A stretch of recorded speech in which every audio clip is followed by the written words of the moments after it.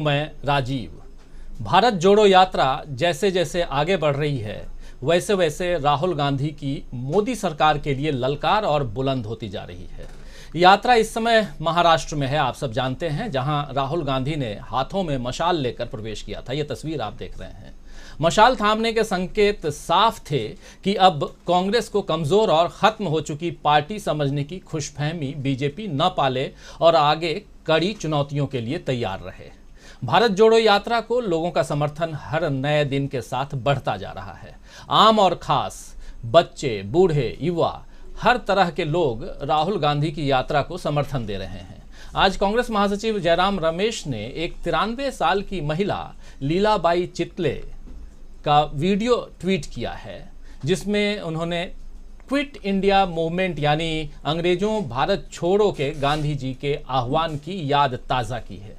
सबसे पहले इस वीडियो को दिखाना चाहूँगा दोस्तों, जरा देखिए 93 साल की महिला जो हैं ये कौन हैं और क्या कह रही हैं। क्विट इंडिया मूवमेंट यानी अंग्रेजों भारत छोड़ो से लेकर भारत जोड़ो तक अपनी याद को कैसे ताज़ा कर रहे हैं, ज़रा सुन लीजिए।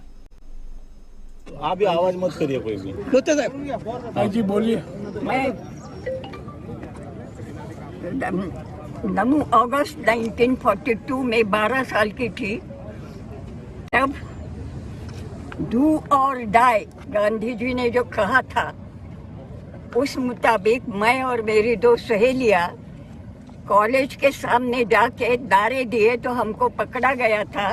शाम तक 12 ही साल के थे करके शाम तक पकड़ के पुलिस चौकी में रखा और बाकी छोड़ दिया।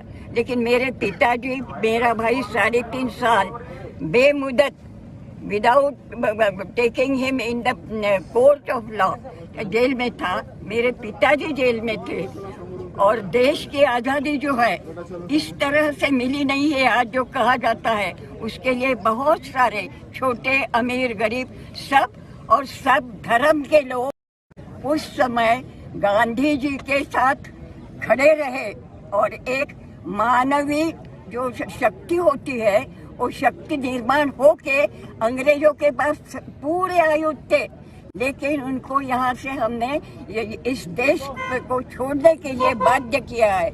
आज ये सब लोग जो कर रहे हैं मुझे बहुत अच्छा लग रहा है। मैं कल नहीं रहूंगी, लेकिन मुझे एक ही चाहिए कि मेरे देश का संविधान जो है उस संविधान की जो ये रक्षा कर रहे हैं, इसलिए मैं आपके बहुत साथ मरूंगी तो शांति से मरूंगी। वहाँ जो नहीं आप नहीं मरेंगे, अभी जिंदा रखेंगे। नहीं, संदेश दूंगी, उनको कहूंगी कि चिंता मत करो। मेरे ये सब जो लोग हैं ये सब दीदी तुम्हारा नाम क्या है? आपका सपना कभी भी तोड़ेंगे नहीं, ये मैं ऊपर कहूंगी और इसीलिए मैं आज आपको तो ये हैं 93 बरस की लीलाताई चितले और उम्र के इस पड़ाव पर आकर ये देखकर खुश हैं कि संविधान बचाने की बात फिर से हो रही है और इसका पूरा श्रेय राहुल गांधी को जाता है, दे रही हैं। आज अभिनेत्री रिया सेन भी राहुल गांधी की यात्रा में शामिल हुई। रिया सेन की नानी सुचित्रा सेन, आपको याद होगा, अपने ज़माने की मशहूर अभिनेत्री रही हैं और रिया भी अभिनेत्री हैं। आंधी फिल्म आपको याद होगा दोस्तों, वो जो फिल्म है आंधी, उसमें किरदार इंदिरा गांधी से प्रेरित बताया गया था और जिस पर विवाद भी हुआ था। और सुचित्रा सेन, तब आप शायद जो पुराने लोग जो आंधी फिल्म देखे होंगे उनको शायद सुचित्रा सेन याद आ रही होंगी। और अब रिया ये जो हैं देख रहे हैं आप, वो चलती हुई राहुल गांधी के साथ नजर आ रही हैं। बहरहाल राहुल गांधी आम और खास लोगों के समर्थन से ताकत पाकर आगे बढ़ते चले जा रहे हैं और आज उन्होंने फिर से प्रेस कॉन्फ्रेंस की अकोला में, जिसमें एक बार फिर वीडी सावरकर के माफीनामे को दिखाकर साफ साफ राहुल गांधी ने कहा कि ये माफी गांधी, पटेल जैसे तमाम नेताओं के साथ धोखा था। अभी 2 दिन पहले भगवान बिरसा मुंडा जयंती के मौके पर भी राहुल गांधी ने भगवान बिरसा की वीरता की तुलना सावरकर के माफीनामे से की थी और आज की प्रेस कॉन्फ्रेंस में तो राहुल गांधी ने बाकायदा वो चिट्ठी दिखाई जिसमें वीडी सावरकर ने अंग्रेजों से माफी मांगते हुए वफादारी की बात की है। राहुल गांधी ने महाराष्ट्र के उप मुख्यमंत्री देवेंद्र फडणवीस को भी इस चिट्ठी को पढ़ने की सलाह दी है। आइए जरा सुन लेते हैं राहुल गांधी वीडी सावरकर पर क्या कुछ कह रहे हैं। ये जो लड़ाई है इसको सबसे पहले ठीक तरीके से समझना है। आमतौर से क्या होता है, लोकतंत्र में एक पॉलिटिकल पार्टी दूसरी पॉलिटिकल पार्टी से लड़ती है और जो युद्ध का मैदान होता है उसको जो देश के इंस्टीट्यूशंस होते हैं वो उस युद्ध के मैदान में फेयरनेस क्रिएट करते हैं।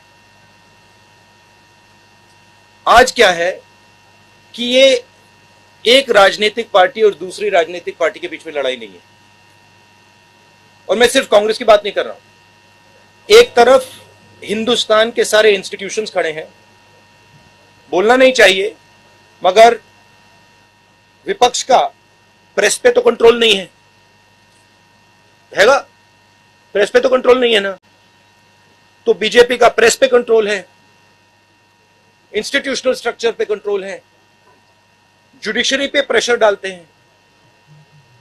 तो ये परसेप्शन सच परसेप्शन नहीं है, ये परसेप्शन सुपरफिशियल ऊपर का परसेप्शन है।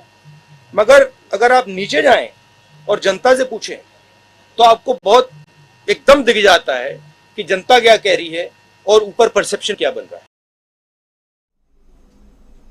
तो ये वीडी सावरकर वाली बात जहां हम दिखाना चाह रहे थे ये वो वीडियो नहीं है, लेकिन क्या कुछ कह रहे हैं जनता के परसेप्शन को लेकर के और इन तमाम मुद्दों को लेकर के राहुल गांधी ये बोल रहे थे। और राहुल गांधी के तेवर जो हैं वो आप साफ देख रहे हैं, आपको साफ समझ में आ रहा होगा कि क्या कुछ कहना चाह रहे हैं। वीडी सावरकर को लेकर के उन्होंने जो बात कही है वो थोड़ी देर बाद हम जरूर आपको बताना चाहेंगे, दिखाना चाहेंगे।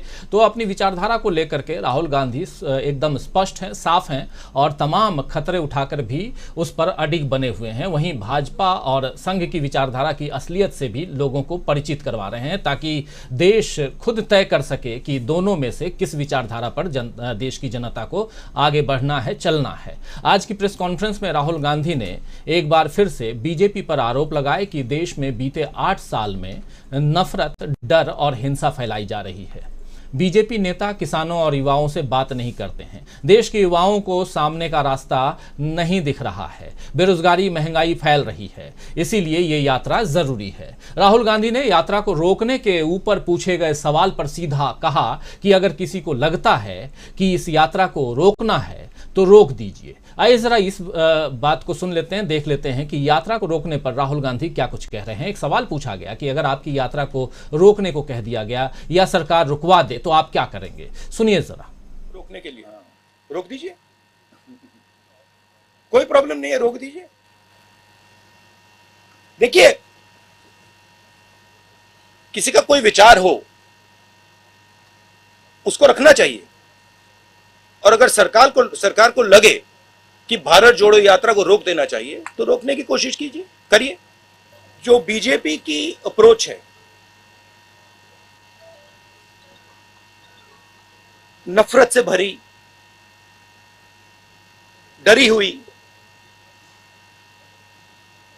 हिंसा फैलाने वाली अप्रोच, उन्होंने हिंदुस्तान को एक इमेजिनेशन दिया है कि देखो ये रास्ता है, देश में नफरत फैलाओ, लोगों को डराओ, गरीबों को कुचलो। उन्होंने ये रास्ता दिया है, यात्रा की कोशिश है और ये यात्रा इसमें सफल हो गई है। यात्रा की कोशिश है कि देश को बताना कि देखिए सिर्फ ये तरीका नहीं है, एक और तरीका है। जयराम रमेश जी ने कहा कि हमने प्रेस से 6-7 बार बात की है। आपने अभी कहा कि बीजेपी के किसी नेता ने कहा कि यात्रा को रोक देना चाहिए। मैंने ये यहां तो नहीं कहा ना कि वो बिल्कुल गलत बोल रहा है, उसको चुप कीजिए, उसको मारिए, उसने कैसे बोला, नहीं। मैं कह रहा हूं देखिए उसकी राय है, अगर वो सोचता है उसको रखे, और अगर सरकार सोचती है कि इस यात्रा से देश को नुकसान हो रहा है तो रोक दो, कोई प्रॉब्लम नहीं है। तो राहुल गांधी के ये तेवर बता रहे हैं कि बीजेपी को कैसे राहुल गांधी चुनौती दे रहे हैं। तो बहुत सारी बातें हैं सावरकर के बारे में जो उन्होंने कहा, वो वीडियो हम आपको पहले नहीं दिखा पाए, अभी आपको दिखाएंगे। लेकिन सवाल ये है कि क्या राहुल गांधी की जो ललकार है वो बीजेपी पर भारी पड़ेगी? क्या कांग्रेस और बीजेपी का मुकाबला अब सावरकर और गांधी की विचारधारा का मुकाबला बन चुका है, जिसमें जीतने वाला हिंदुस्तान की किस्मत लिखेगा? क्या राहुल गांधी के आक्रामक तेवर गुजरात चुनाव में कांग्रेस के लिए मददगार साबित होंगे? बहुत सारे सवाल हैं, इन सवालों का जवाब ढूंढें। लेकिन उससे पहले जरा इस वीडियो को, जिसको दिखाना चाहता था सावरकर के ऊपर, जहां से हंगामा आज मचा हुआ है, जरा उसको देख लेते हैं, चर्चा आगे बढ़ाते हैं। इस चर्चा में हमारे साथ बहुत खास मेहमान आज जुड़े हुए हैं, वरिष्ठ साथी जुड़े हुए हैं, उन सबसे भी आपका परिचय करवाऊंगा। लेकिन पहले इस वीडियो को देखिए। ये देखिए, ये मेरे लिए सबसे जरूरी डॉक्यूमेंट है। ये देखा आपने? दिख रहा आपको? और इसमें आप देख लीजिए, ये सावरकर जी की चिट्ठी है जिसमें उन्होंने अंग्रेजों को लिखा है। और मैं पूरी चिट्ठी आपको पढ़नी होगी, देख लीजिए, मैंने हाईलाइट भी कर रखी है, मगर मैं सिर्फ आखिरी लाइन पढ़ना चाहता हूं। अंग्रेजी में लिखी है तो मैं अंग्रेजी में बोल देता हूं। I beg to remain sir your most obedient servant V D. Savarkar. Hindi में ट्रांसलेशन कर देता हूं। सर, मैं आपका नौकर रहना चाहता हूं। ये मैंने नहीं लिखा, ये सावरकर जी ने लिखा है। तो इसको आप पढ़ लीजिए, देख लीजिए। अगर फडणवीस जी देखना चाहते हैं इसको, वो भी देख लें। तो मैं तो इसमें बहुत क्लियर हूं, सावरकर जी ने अंग्रेजों की मदद की थी। तो ये आप सुन रहे थे, सावरकर जी ने अंग्रेजों की मदद की। और क्या कुछ कह रहे हैं राहुल गांधी, अभी आप सुन रहे थे राहुल गांधी की जुबानी प्रेस कॉन्फ्रेंस में। इसके बाद भाजपा के लोग जो हैं वो हमलावर हैं राहुल गांधी के ऊपर। और ये भी बात हो रही है कि क्या शिवसेना, उद्धव ठाकरे ने भी कहा है कि ये राहुल गांधी का अपना मत हो सकता है। शिवसेना चूँकि बी.डी. सावरकर को लेकर के हमेशा कहती आई है कि इनको भारत रत्न देना चाहिए। तो चूंकि महाविकास अघाड़ी का मामला है, सब कुछ समझेंगे। अभी चर्चा को आगे बढ़ाएं और हमारे साथ जुड़े हुए तमाम